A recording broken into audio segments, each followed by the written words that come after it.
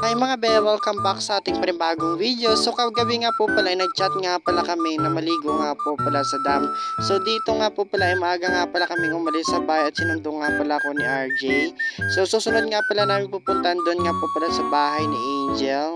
So dito nga po pala, habang pupunta nga pala kami sa bahay ni Angel at nag 0.5 na nga pala ako dito. Pasensya nyo na nga pala dito yung mangka ko kasi wala pa nga akong ligo. Kagaya nga pala ng sabi ko ay maliligo nga pala kami sa dam. So maya nga po pala ay dumating na nga pala kami dito sa bahay ni Angel at saglit lang nga pala kami dito at papunta na nga pala ng dam. At habang papasok na nga pala ako sa bahay ni Angel ay tamang pa 0.5 na nga pala dito. Ito nga po pala ay nakapasok na nga pala ako dito sa bahay at nagsaglit lang nga pala dito umupo at maya nga po pala ay papunta na nga pala kami ng dam. By the way nga pala guys, wala nga pala sa plano na maglalaba nga pala kami. Kasi yung chat nga pala namin kagabi ay maliligo lang nga pala. Bali dito nga po pala ay nadaanan nga namin dito yung Heroes Park. Dito rin pala nadaanan nga pala namin yung paaralan nga po pala ng Buena Vista Elementary School.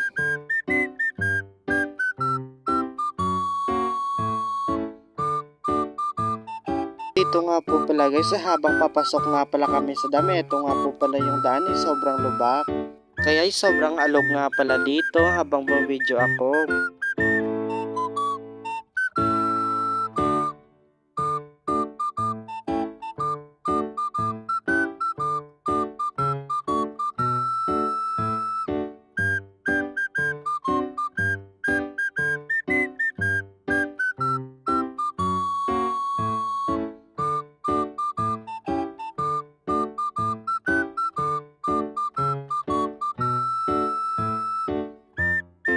Maya nga guys, nakarating na nga pala kami dito sa dam at pagdating nga pala dito namin ay medyo marami na rin nga pala dito yung tao. At dito nga po pala sa gilid ay meron nga pala dito marami nga pala naglalaba.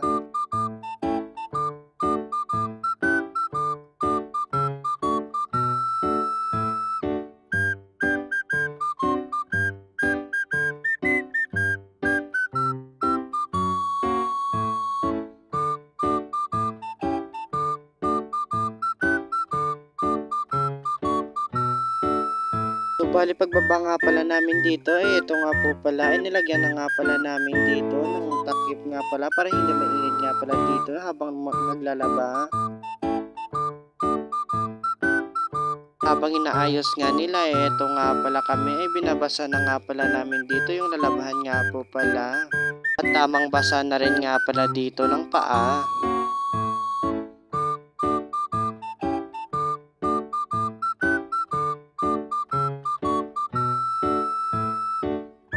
So bali habang may ginagawa nga sila ako nga po pala dito inutusan nga pala na magpabaga nga pala dito ng uling.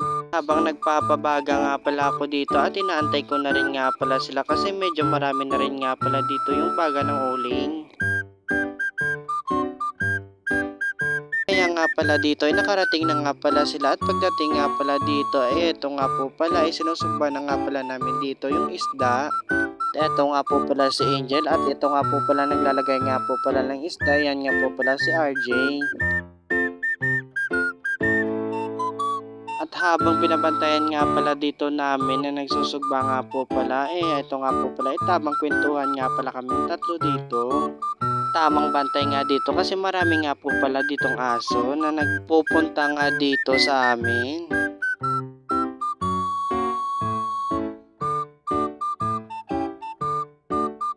So dito nga po pala guys, habang binabaligtan nga pala ito yung isda tamang tingin nga pala kami ni Angel.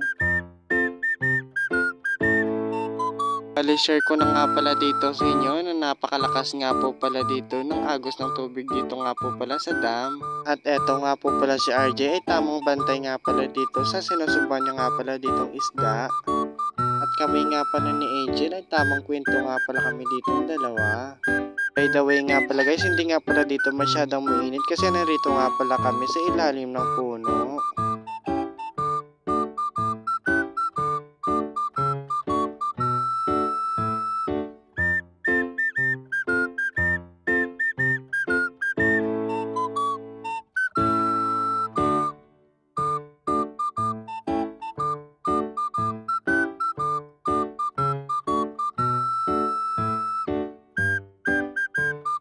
Maya-maya nga po pala guys, pagkatapos nga naming lahat naluto, kumain na nga pala kami dito kaagad. So dito nga guys, natapos na nga namin naglabahan at nakaligo na nga. So eto na nga po pala guys, papunta na nga pala kami sa ibabaw, dalawa.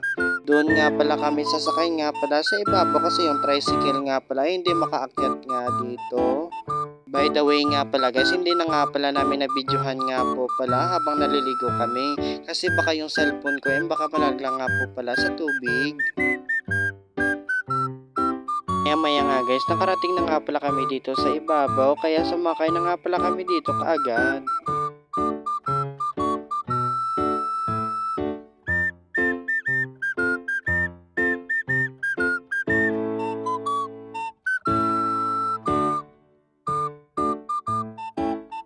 Habang pauwi na nga pala kami, medyo naplatan nga po pala kami ng isang gulong. Kaya nga dito nga po pala buti na lang nga pala dito sa daan. Timing nga pala dito may vulcanizing nga dito. Kaya dito nga po pala namin nilagyan nga po pala ng hangin yung gulong.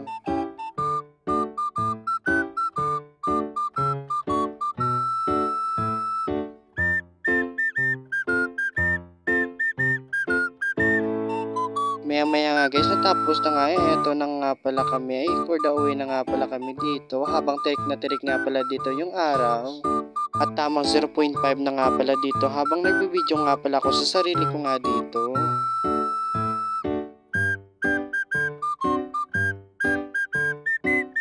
So dito nga po pala guys, habang pauwi na nga pala kami, nadaanan nga namin dito ulit yung Benevesta Heroes Park. Benevesta Heroes Park is in memory of the gallantry of Himamaylanon who fight against the Japanese invaders during the Second World War. So guys, pakisearch nyo lang nga po pala sa Google para malaman nyo nga pala yung Benevesta Heroes Park. Yung mga pala yung mga history noon.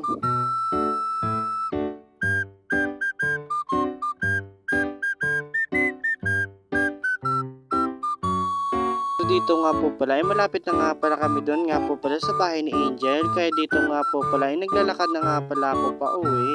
So guys, hanggang dito na lang nga po pala yung aking videos. Thank you for watching. Bye bye!